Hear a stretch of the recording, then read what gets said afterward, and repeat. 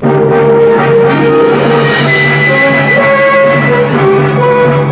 year of 1965, 365 days, each with headaches and heartaches, death and destruction, laughter and tears. And the tears flowed all over the world in January with the passing of Sir Winston Churchill, predominantly the man of the century. A man who created history and will forever remain most notable in its pages. Two internationally known Australians are also gone, Dr. H.B. Evatt and one of our most famous cricketers, Bill Woodfull. Jeff Freeman, Australian speed car champion, met violent death at the wheel. Idol of the crowds, the 27-year-old speed ace seemed destined for world fame until this tragic moment. Renowned Hollywood stuntman Paul Mantz died as spectacularly as he had lived, piloting this aircraft for a scene in the movie Flight of the Phoenix. Disaster of another kind as the Mount Isa dispute, stretching into months of deadlock, cost Australia's export economy £1 million a week. Unofficial miners' leader Big Pat Mackey has a moment on centre stage, only to disappear entirely from the theatre. In the worst drought this century, nature strikes a blow at our primary industry. Stock losses reach staggering proportions as weakened animals in a constant search for sustenance drop in their tracks. Fortunately, December rains bring many farmers the year's best Christmas present. A shooting war abroad sees Australia involved in the year's hottest trouble spot, Vietnam. Subject to intermittent protests at home, our part in this battle of ideologies goes on nevertheless, and we are now committed to help resolve peace for the oppressed. 50 years ago, the place was different, but the cause much the same. More than 300 original Anzacs went back to Gallipoli, a pilgrimage in memory of comrades who died for freedom's sake.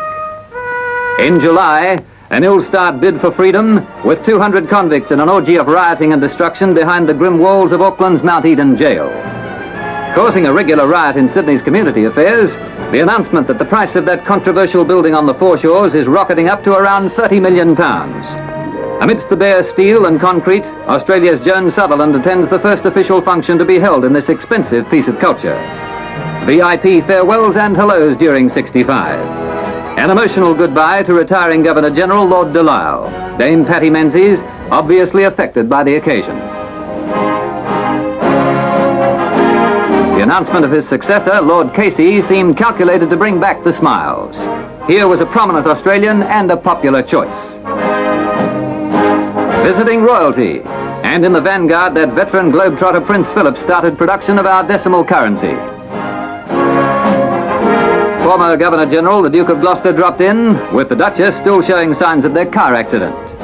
Also visiting, Lord Mountbatten inspects our northern defences, casting an experienced eye over men of the Pacific Islands Regiment. Royalty surprised the older generation, but delighted the younger by creating the Beatles, MBE.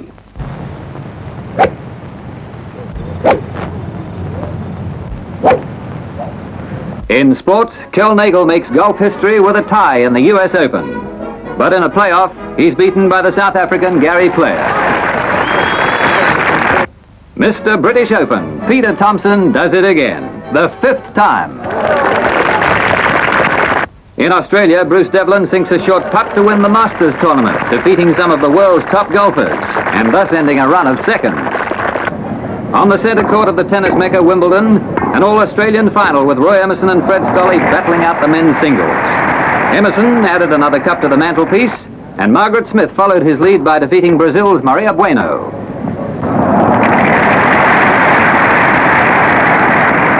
Back home on the Hawkesbury River, 13-year-old Paul McManus takes the world record for barefoot water skiing.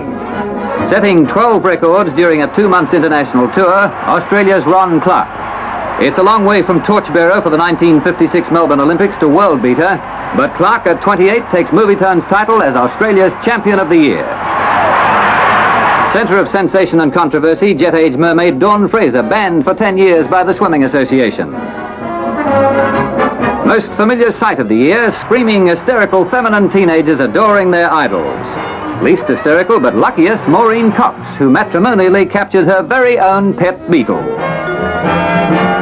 While skin-diving champ Val Taylor captured a lobster as a pet. No matrimony, of course. But in Victoria, Mrs. Nora Russell goes one jump ahead with her footballing friend. thus adding a pet wallaby to the family. What, no green and gold blazer?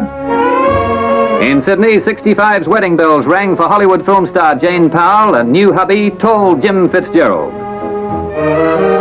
Also down the aisle in the sporting nuptials of the year, Dawn Fraser and Queensland bookmaker Gary Ware. December seals the fate of Federal Minister Bill McMahon, who weds socialite Sonia Hopkins. From church to nursery, to find former Miss International beauty Tanya Verstak admiring Nina, youngest of the Youngs. But across the Tasman, the stork multiplied by 5. So now there's Shirlene, Selena, Deborah, Lisa and Samuel, New Zealand's most famous little citizens.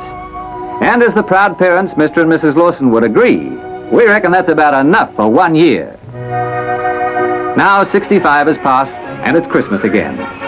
For the very young, this means a whispered request for that special something and the joy on Christmas morning when it comes true.